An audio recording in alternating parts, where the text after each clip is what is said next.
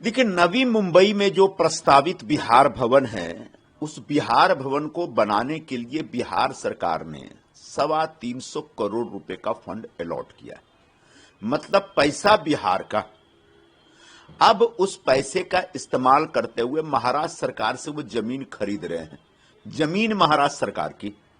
अब उस बिहार भवन में जो उसे बनाने का जो उद्देश्य है वो ये है कि बिहार से बड़े पैमाने पर जो कैंसर के पेशेंट्स आते हैं और उनके रिलेटिव्स जो आते हैं, उन सबके रहने वहने की व्यवस्था यहां पर की जाए और उनका इलाज होगा टाटा में। मतलब पैसा बिहार का, जमीन महाराष्ट्र सरकार दे रही है, इलाज टाटा में होगा। अब आपको किसने बोला बीच में टांग अड़ाने के लिए? भाई आप हैं कौन? कम से कम इंसानियत का तो कुछ तकाजा समझिए। बड़े पैमाने पर जो बीमार लोग आते हैं उनकी जिंदगी बचाने के लिए बिहार सरकार ने यह काम शुरू किया है। मुझे लगता है कि महाराष्ट्र की यह परंपरा रही है कि हम इंसानियत के नाते लोगों के साथ खड़े रहे। जिस पार्टी के लोग इसका विरोध कर रहे हैं, उस पार्टी के जो नेता हैं, उनके परदादा अपनी आत्मकथा में लिख चुके हैं कि पूरा ठाकरे परिवार, ठाकरे कुटुंब, ठाकरे खानदान मूलतः बिहार का रहने वाला है और सदियों पहले ये लोग, इनके पूर्वज मगध से आए थे। यानी आप खुद बिहार से आए हैं और बिहार के लोगों के लिए जब बिहार भवन बनाने का एक प्रस्ताव है तो उसका अनावश्यक रूप से विरोध कर रहे हैं। मुझे लगता है यह विरोध बहुत ही गलत है। बिहार सरकार को पूरा अधिकार है अपना फंड लेकर के यहां आए और महाराष्ट्र में, नवी मुंबई में बिहार भवन बनाए। पूरी महाराष्ट्र सरकार उनका समर्थन करेगी और उनको हर तरह का सहयोग देगी। कट कर दिया करो। हाँ, कट कर दिया। यह सचमुच चौंकाने वाली बात है और चिंताजनक बात है कि ईडी हमारे पॉलिटिशियंस के ऊपर तमाम जो भ्रष्टाचार वगैरह के मुद्दे बनाती है या फिर उसके हाथ में कुछ सारे ऐसे कागजात आते हैं और उसके आधार पर कार्रवाई शुरू करती है। आज हालात ये है कि छगन भुजबल, जिनको ईडी के केस में 2.5 वर्षों तक जेल में रखा गया था और उनके पूरे परिवार की जबरदस्त बदनामी हुई थी, उस पूरे केस में वो पूरी तरह से बरी हो गए। पहले एसआईटी ने उनको एक्विट किया और अब कोर्ट ने भी उनको बरी कर दिया। मुझे लगता है इन अधिकारियों, ईडी के अधिकारियों की भी थोड़ी जिम्मेदारी बनती है। मैं छगन भुजबल जी, जो एक जमीन से जुड़े गरीब लोगों के, कमजोर लोगों के, ओबीसी समाज के नेता हैं, उनके प्रति पूरी सहानुभूति रखता हूं और मैं चाहता हूं, मुझे अच्छा लगेगा अगर वह अपने मान सम्मान की रक्षा के लिए ईडी के अधिकारियों को जवाब तलब करें और पता लगाएं, पूछें कि भाई उनके खिलाफ अगर कोई केस नहीं था तो ऐसे क्यों फंसाया गया। शशि थरूर को कांग्रेस छोड़ना है, आज छोड़े या कल। यह एक कुछ क्षण, कुछ पल, कुछ महीने, कुछ साल की बात है। इसके अलावा यह बात स्पष्ट हो चुकी है कि अब शशि थरूर और कांग्रेस के रिश्ते बहुत खराब हो गए हैं। यह दुर्भाग्यपूर्ण बात होगी कांग्रेस के लिए कि शशि थरूर जैसा एक बहुत बड़ा बुद्धिजीवी और एक बहुत ही लोकप्रिय नेता कांग्रेस खोने जा रही है। जिस तरीके से शशि थरूर का कांग्रेस में अपमान हो रहा है, ऐसे अपमान के खिलाफ उनको एक प्रतिक्रिया व्यक्त करने की या फिर एक अपना रास्ता ढूंढने का पूरा अधिकार है। शशि थरूर के साथ मैं व्यक्तिगत तौर पर हूं, मैं उनको बहुत मानता हूं, उनको सम्मान देता हूं और पूरा देश शशि थरूर जैसे एक एक एक, एक जो प्रतिभा संपन्न जो राजनेता है, जिनके ऊपर किसी प्रकार के भ्रष्टाचार का कोई आरोप नहीं है, जो पढ़े लिखे और विद्वान किस्म के नेता, उनके साथ पूरा देश है, भले ही कांग्रेस न हो। भास्कर जाधव कह रहे हैं एकनाथ शिंदे के उद्धव ठाकरे को समर्थन किया जाए मेयर बनाने के लिए मुंबई में, और अगर सही में वो बाला साहब ठाकरे के विचारों को मानते हैं तो ये क्या है?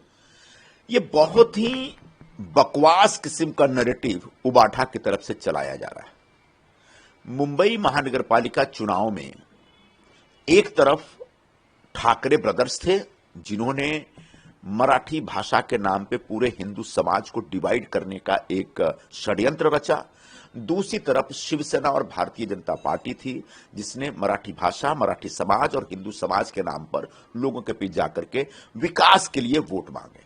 मुंबई के लोगों ने शिवसेना भारतीय जनता पार्टी को चुना और उनको इतने नगर सेवक दे दिए कि हम अपने हक से, अपने ऊपर, अपने निर्णय से अपना महापौर बना सकते।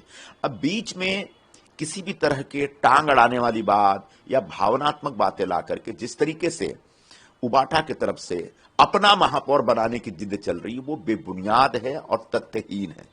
क्यों? क्योंकि यह मुंबई का फैसला है कि उद्धव ठाकरे और उबाठा ने 27 वर्षों तक मुंबई महानगर पालिका की तिजोरी में जो लूट मचाई थी, उस लूट के खिलाफ मुंबई के लोगों ने एक फैसला दिया और उनको अपोजिशन में बैठने के लिए आदेश दिया। यह मुंबई के लोगों का, मुंबई के मतदाताओं का जनादेश है कि शिवसेना और भारतीय जनता पार्टी की सत्ता इस बार मुंबई महानगर पालिका में बैठनी चाहिए। अगर मुंबई के जनादेश के खिलाफ कोई जाता है तो यह मुंबई के मतदाताओं का अपमान होगा और मुंबई के लोग ऐसे लोगों को कभी माफ नहीं करेंगे। कल्याण डोंबिवली में जिस तरह से मन से एकनाथ शिंदे की पार्टी को सपोर्ट कर रही है, उसको लेके राज ठाकरे ने ट्वीट भी किया कि कभी कभी राजनीति में इस तरह से। कल्याण डोंबिवली में शिवसेना और भारतीय जनता पार्टी एक गठबंधन के तहत चुनाव लड़ी थी, महायुति का गठबंधन था। कल्याण और डोंबिवली के मतदाताओं ने शिवसेना बीजेपी की महायुति को एक जबरदस्त ऐसा आदेश दिया है, जनादेश दिया है और पूरा जनमत है हमारे पास अपना महापौर बनाने के लिए। हमको किसी की जरूरत नहीं है, लेकिन विकास के लिए अपने अपने वार्डों में उनका विकास हो, इसके लिए। और हम जिस विकास के मुद्दे पर राजनीति करते हैं और लोगों के बीच जाते हैं, उससे प्रभावित होकर अगर मनसे के कुछ नगर सेवक हमें समर्थन देते हो तो मुझे नहीं लगता इस पर किसी को ऐतराज होना चाहिए। लेकिन बगैर मनसे के समर्थन के भी हमारा महापौर कल्याण में बन सकता है और मनसे के समर्थन के बाद भी हमारा बन सकता है, लेकिन वो महापौर मनसे का नहीं या शिवसेना का नहीं या बीजेपी का नहीं, महायुति का होगा। और महायुति के दोनों प्रमुख नेता श्री देवेंद्र फडणवीस जी महाराष्ट्र के मुख्यमंत्री और हमारे मुख्य नेता श्री एकनाथ शिंदे जी महाराष्ट्र के उप मुख्यमंत्री, दोनों मिलकर तय करेंगे कि कल्याण का, डोंबिवली का अगला महापौर कौन होगा। इसके लिए बिना वजह मनसे को बीच में ला करके, मनसे के बहाने जो हमारे रिश्ते में खटास पैदा करने की कोशिश की जा रही है, वह बेबुनियाद है।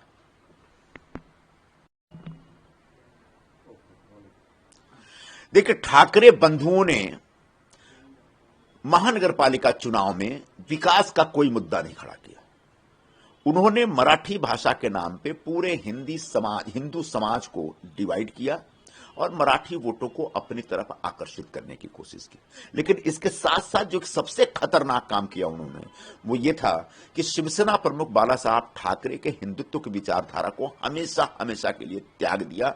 और इस निर्णय के पीछे वो मुस्लिम मौलाना थे, वो जिहादी थे, वो रेडिकल आतंकवादी टाइप के मुसलमान थे जिन्होंने इनके ऊपर दबाव डाला था, प्रभाव डाला था। आज जो उनके पास सीटें आई हैं, अगर उनमें से मुस्लिम वोट निकाल दें तो उद्धव ठाकरे और मनसे के एक भी सीट जीतने की स्थिति में नहीं। मतलब पूरी तरह से वो मुस्लिम वोटों के लिए लाचार होकर के शिवसेना प्रमुख की विचारों की जो परंपरा रही है, उस परंपरा को हमेशा हमेशा के लिए खंडित कर दी।